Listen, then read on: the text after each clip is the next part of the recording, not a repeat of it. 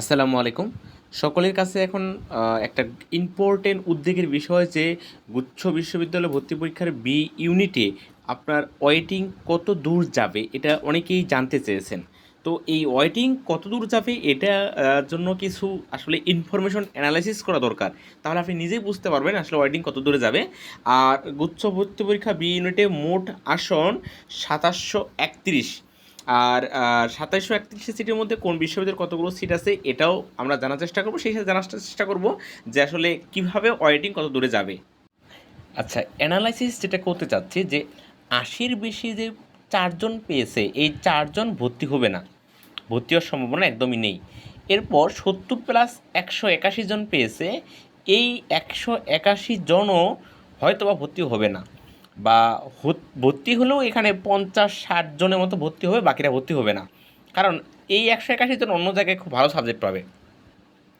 এরপরে আসি, এই যে ১৭৪৬ জন, এই ১৭৪৬ জন আপনার এই গুচ্ছে ভালো সাবজেক্ট নিয়ে ভর্তি হয়ে যাবে। প্রথম দিকে যারা ছিল তারা আসলে ভর্তি হওয়ার সম্ভাবনা নেই, এরা অন্য কোনো জায়গায় খুব ভালো পজিশনে চলে যাবে বা গেছে। এই যে ১৭৪৬ জন আছে, এরা গিয়ে এই আপনার গুচ্ছের এই ২৭৩১টার মধ্যে ১৭০০ চলে যাবে, তার মানে থাকবে আর ১,০০০-এর মতো সিট। এই ১,০০০-এর মধ্যে মোটামুটি আপনি ধরলেন যে ৮০০-৯০০ বা ১,০০০, ধরেন ১,০০০ আপনার ভর্তি হয়ে যাবে। তো আমার বাকি থাকতেছে আর কত? বাকি থাকতেছে সব মিলে আমার আর ১,০০০ সিট। এই ১,০০০ সিটের মধ্যে এই যে ৫০+ যে মার্কটা আছে, এইখান থেকে ১,০০০ যাবে। তার মানে হচ্ছে আমার যেটা আইডিয়া, যে ওভারঅল ওয়েটিং পজিশন আপনার ৪৫০০, আমি ধরে নিলাম ৪৫০০। আবার এই জায়গায় একটা বাড়তি সুযোগ হচ্ছে যে আপনারা চাইলে বিভাগ পরিবর্তন করে কমার্সের বিষয়ে যেতে পারবেন। আর্টসের স্টুডেন্ট বিভাগ পরিবর্তন করে, যখন আপনি সাবজেক্ট চয়েস দিবেন, বিশ্ববিদ্যালয় চয়েস দিবেন, ওইখানে বিভাগ পরিবর্তন করে আপনি বিবিএ এই ফ্যাকাল্টিতে যেতে পারবেন। এবং ওইখানে দেখা যায় যে অ্যাকাউন্টিং থেকে আপনার ৪ জনকে নিবে, ৫ জনকে নিবে, শুধুমাত্র আর্টস থেকে। এই যে একটা কোঠা, এই কোঠায় আপনি কিন্তু এই সুযোগটা নিতে পারেন, যেইখানে কাটমার্ক আসলে পজিশন আপনার ৪৭০০, ৪৮০০, ৫০, মানে ৫,০০০ পর্যন্ত যেতে পারে।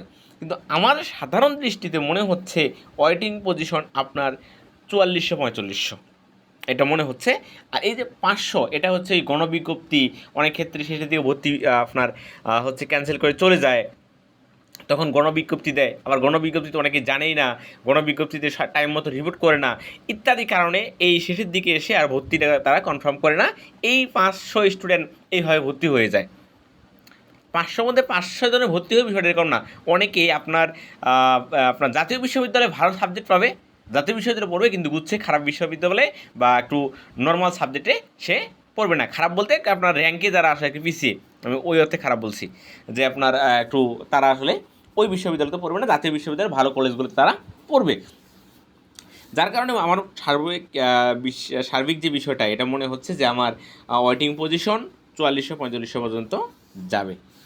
আর অবশ্যই চয়েস দেওয়ার ক্ষেত্রে আপনারা যাদের মার্ক কম, তারা কিভাবে চয়েস দেবেন, কী চয়েস দেবেন, কোন ডিপার্টমেন্ট চয়েস দেবেন, এটা একটু আলোচনা করব।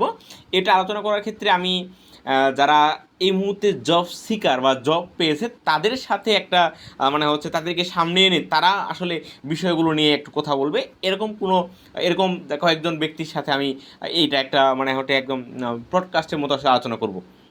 তো ওই আলোচনাটা পর্যন্ত অপেক্ষা করেন, কীভাবে সাবজেক্ট চয়েস দিবেন, কোন বিষয়গুলো বেশি প্রায়োরিটি দিবেন, এটা আপনারা ওই জব সিকারদের কথা শুনলেই, বা যারা জব পেয়েছে এই মানুষগুলোর কথা শুনলে আপনারা বুঝতে পারবেন যে আপনার কোন বিশ্ববিদ্যালয়ে ফোকাস করা দরকার, না বিশ্ববিদ্যালয়ে ফোকাস করবেন নাকি ডিপার্টমেন্ট ফোকাস করবেন।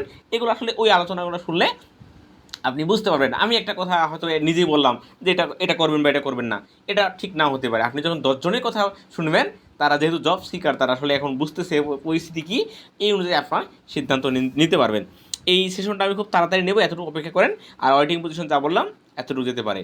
আশা করি নেক্সট ভিডিওতে আপনার এই বিষয়গুলো আরও ক্লিয়ার করে যাবে। ধন্যবাদ সবাইকে।